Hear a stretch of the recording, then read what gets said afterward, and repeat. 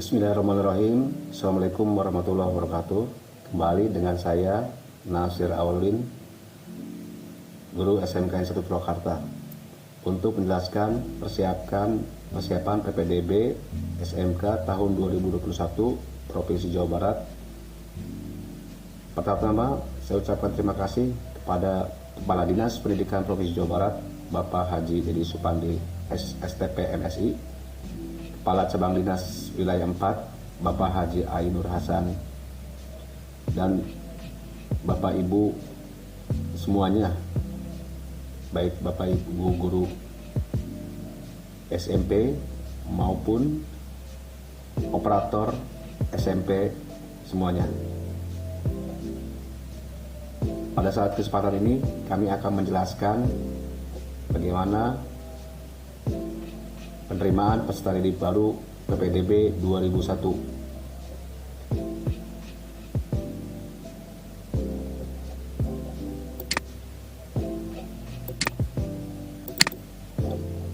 Saat ini sudah resmi keluar Peraturan Menteri Pendidikan dan Kebudayaan Nomor 1 Tahun 2021 tentang PPDB pada taman kanak-kanak, sekolah dasar, sekolah menengah pertama, sekolah menengah atas, dan sekolah menengah kejuruan. Kemudian landasan hukum yang lain adalah Surat Edaran Mendikbud Nomor 1 Tahun 2020 tentang kebijakan Merdeka Belajar dan penentuan kelulusan peserta didik dan pelaksanaan PPDB tahun 2020-2021. Baik, kita lanjutkan saja. Berikutnya adalah Ajas PPDB, objektif, transparan, dan akuntabel. Persyaratan PPDB untuk persyaratan umum adalah ijazah, akta kelahiran, kartu keluarga minimal setahun atau KTP, kemudian buku raport atau keterangan ranking 5 semester, kemudian surat tanggung jawab mutlak. Untuk persyaratan khusus, kartu program penanganan kemiskinan atau daftar pada DTKS bagi jalur afirmasi atau KTM. Berikutnya surat keterangan domisili dari RT RW bagi jalur afirmasi korban bencana alam atau sosial. Kemudian berikutnya surat tugas orang tua bagi jalur perpindahan tugas orang tua atau wali atau anak guru dan bagi afirmasi penanganan COVID-19. Yang berikutnya adalah piagam dan dokumentasi prestasi untuk jalur prestasi kejuruan. Jalur PPDB SMA dan kuota. Ini langsung lanjutkan saja. Ya, kemudian untuk afirmasi PPDB tahun 2021 ya lewatkan saja dulu. Kemudian untuk jalur PPDB SMK terbagi ada 4. Yang pertama adalah jalur afirmasi minimal 20%, kemudian prioritas terdekat 10%, perpindahan tugas orang tua atau wali atau anak guru 5%, kemudian prestasi 65%. Untuk afirmasi adalah KETM dan disabilitas. Sedangkan untuk prestasi 60% dibagi 2, yaitu raport 60%, kejuaraan 5%. Untuk nilai raport 60% dibagi lagi menjadi 2, yaitu unggulan atau persiapan kelas industri 35% dan umum. Bagi yang tidak ada kelas industri digabung semuanya menjadi 60%. Jadi untuk satuan pendidikan, A. menetapkan kuota sesuai kondisi sekolah, B. menyusun pos PPDB, C. melaporkan daya tampung ke cabang dinas pendidikan, D. mengupload pos pada aplikasi PPDB. Untuk kuota pihak jalur PPDB SMA dan SMK ini ya. Kemudian tata cara penerimaan siswa baru, pendaftaran daring mandiri oleh operator sekolah asal, kemudian melakukan masuk web PPDB Disdikprop Jabar Go.id atau sekolah tujuan. Kemudian yang terakhir adalah dibuka dari jam 8.00 sampai dengan jam 20.00. Pendaftaran PPDB SMA tanggal 7 sampai dengan 11 Juni tahap 1, Untuk tahap 2 tanggal 24 sampai dengan 30 Juni 2021 untuk jalur zonasi.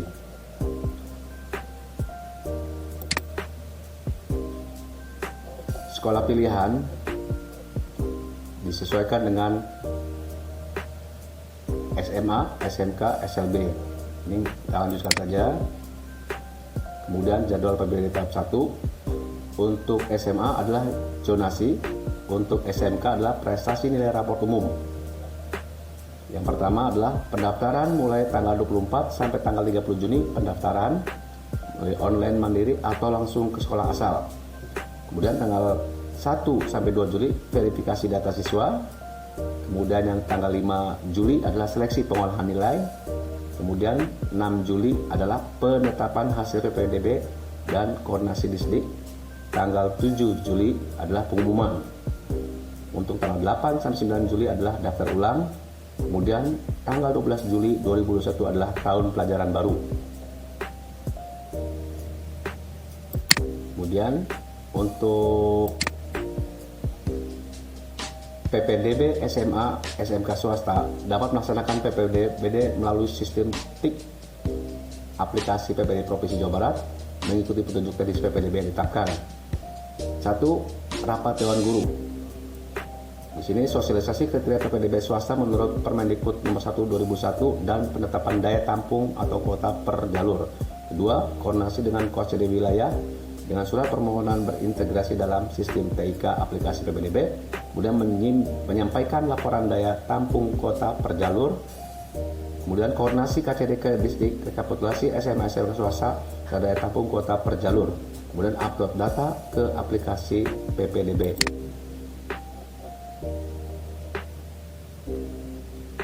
Nah ini untuk seleksi PPDB SMA, seleksi tahap 1 adalah afirmasi 20%, yaitu jarak atau dengan kedua adalah usia.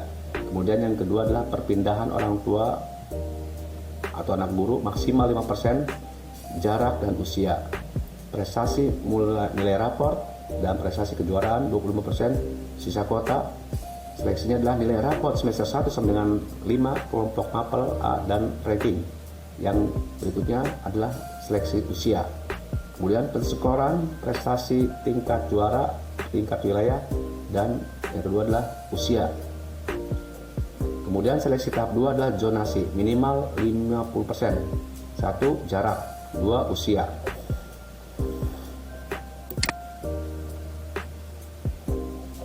Untuk pengambilan nilai atau rankingan semester 1 sampai dengan semester 5 dari tingkat SMP dan MTS adalah mengambil dari nilai pelajaran-pelajaran kelompok A, yaitu pendidikan agama, pendidikan Pancasila dan Kewarganegaraan, bahasa Indonesia, matematika, ilmu pengetahuan alam, ilmu pengetahuan sosial, dan bahasa Inggris.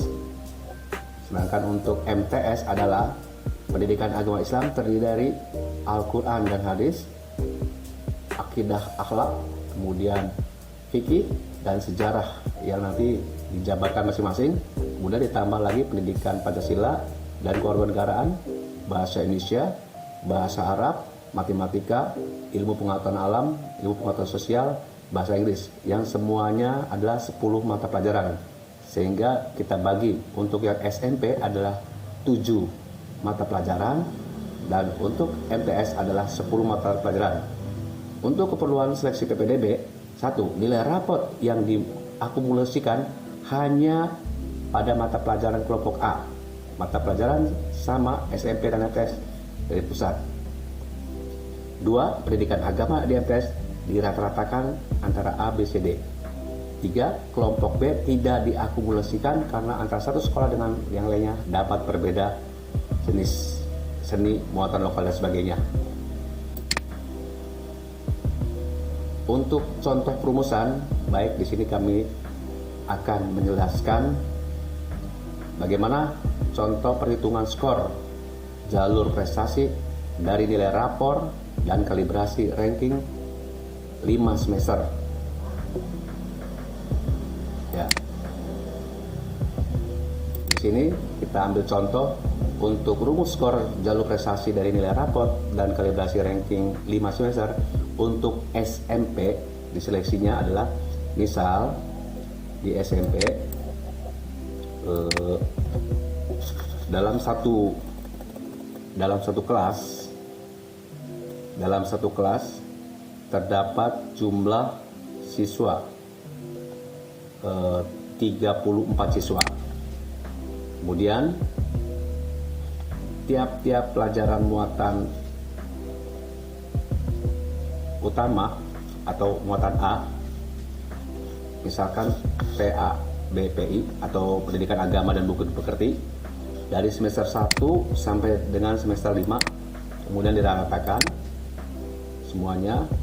Kemudian PPKN semester 1 sampai dengan semester 5, kemudian Bahasa Indonesia semester 1 sampai semester 5, kemudian Matematika, IPA, dan kemudian lagi adalah IPS, ya, Bahasa Inggris.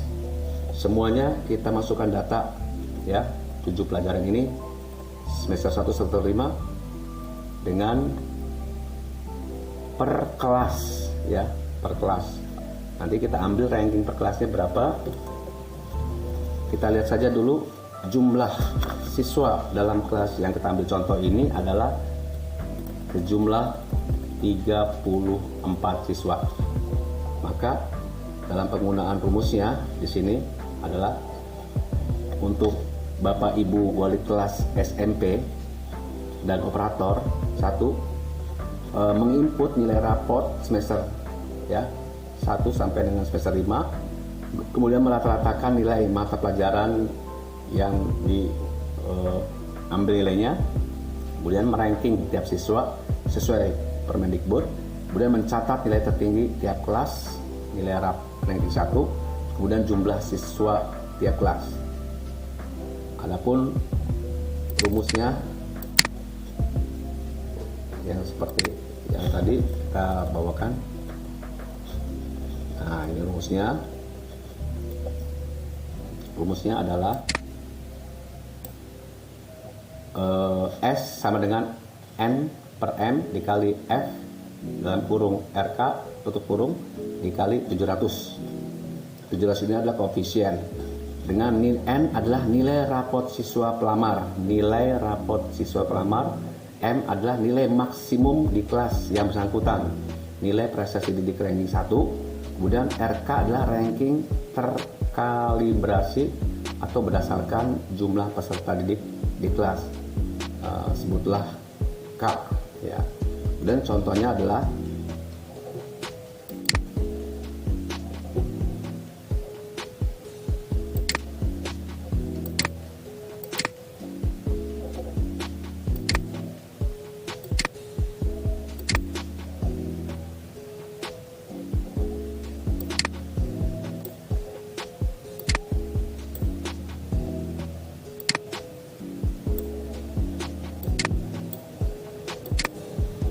jadi contohnya adalah jumlah siswa di kelas itu K adalah, di contoh kita adalah 20. Nah, misalkan di sini kita ambil contoh adalah 34. Berarti K-nya adalah 34. Ya.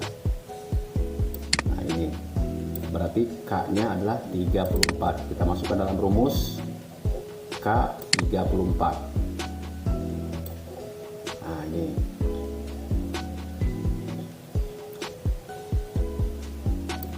Nah, ini K 34 kita isi.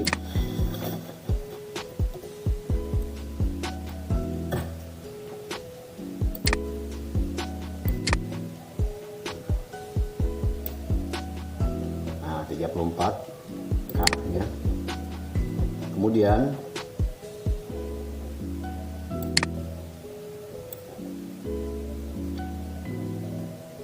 ranking 7. Di sini contohnya dalam rumus untuk mencari nilai harga ranking terkalibrasi adalah 1 plus 35 koefisiennya K dikurang 1, R adalah ranking yang bersangkutan. Nah, di sini kita harus mencari ranking dulu dari yang bersangkutan. Misalkan kita sudah dapati nilainya, ya. Kemudian di sini kita lihat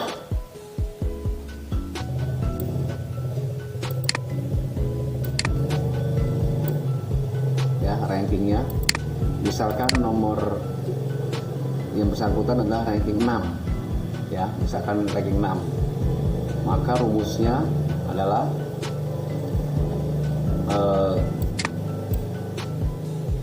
K tadi ya 34 ranking 6. Jadi di sini rumusnya adalah 1 plus 35 K dikurangi 1, 34 dikurangi 1, kemudian ranking 6, 6 dikurang 1. Berarti rumusnya adalah 1 ditambah 35 per 33 dikali rankingnya 6 dikurang 1, 5. Maka nanti rumusnya untuk mencari harga RK adalah, nah ini harga RK ini adalah menjadi ke 63, 6,30 RK nya. Nih rankingnya 6, jumlahnya 34, R-1 adalah 5, K-1 adalah 34 dikurangi 1, 33, kemudian menghasilkan RK 6,30. Sedangkan untuk rumus frekuensi berikutnya dari RK adalah rumusnya adalah 1 dikurangi RK dikurangi 1 per 70. 70 ini koefisien, berarti 1 dikurangi 6,30 per 70 menghasilkan nilainya 0,924 rumusnya. Ya, kemudian kita akan dapatkan nilai skor yaitu 490 per 540, ini koefisiennya, dikali F 12,05. Nah ini yang didapat nih 12,05 contohnya ya. Misalkan tadi rumusnya ya, kemudian dikali 700 ya, sehingga menghasilkan poin skor 614,62 untuk ranking 6. Bagaimana dengan ranking satunya? Ini ranking satunya adalah mempunyai nilai 700 gitu. Jadi nanti secara otomatis kita bisa memberikan masukan atau poin pada siswa kita tersebut. Mohon kehati-hatiannya untuk Bapak Ibu wali kelas pengentrian nilai rapot atau operator, jangan sampai ada yang salah, karena kalau ada salah akan menyebabkan perubahan-perubahan ranking yang signifikan. Demikianlah penjelasan kami untuk menghitung rumus skor jalur prestasi dari nilai rapot dan kalibrasi ranking 5 semester untuk seleksi prestasi nilai rapot. Baik, nanti untuk tabelnya nanti kita akan bagikan hingga nanti disesuaikan oleh Bapak Ibu guru. Kebutuhannya berapa jumlah siswa dalam satu kelas. Nah, seandainya perlu ditambahkan lagi, langsung saja di copy langsung. Demikianlah perhitungan nilai scoring PPDB untuk seleksi penerimaan peserta didik baru jalur SMA maupun jalur SMK, khususnya dengan prestasi dari nilai rapot. Terima kasih atas perhatiannya, dan bagi yang mungkin masih kurang jelas, silakan untuk bertanya atau mengomentari dari penjelasan kami ini. Terima kasih. Saya akhiri. Wassalamualaikum warahmatullahi wabarakatuh.